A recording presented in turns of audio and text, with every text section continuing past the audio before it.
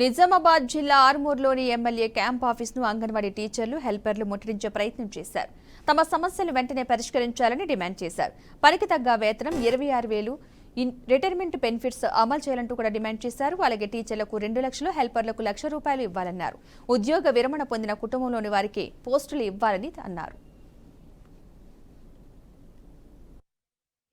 మన నియోజకవర్గం ఎమ్మెల్యేల ఇల్లు కానీ క్యాంప్ ఆఫీసులు కానీ ముట్టడించామని చెప్పడం జరిగింది.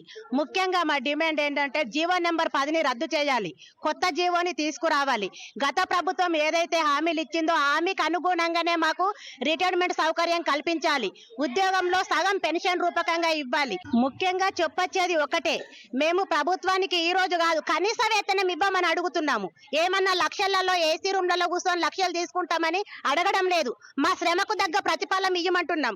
ఈ రోజు బీడీలు చేసే కార్మికురాలకు కూడా పెన్షన్ సౌకర్యం ఉంది, రిటైర్మెంట్ సౌకర్యం ఉంది. కానీ మా డిపార్ట్మెంట్ కు మాత్రం అదేది వర్తించదట. కనీసం 26,000 వేతనం ఇవ్వాలి.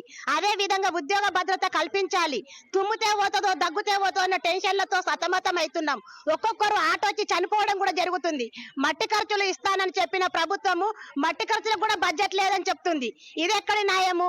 ఇప్పటికైనా ప్రభుత్వం స్పందించి వేతనాలు పెంచి 65 సంవత్సరాలు దాటిన వారికి రిటైర్మెంట్ ఇస్తూ అదే విధంగా మా జీతంలో సగం పెన్షన్ ఇవ్వాలి. వారసత్వం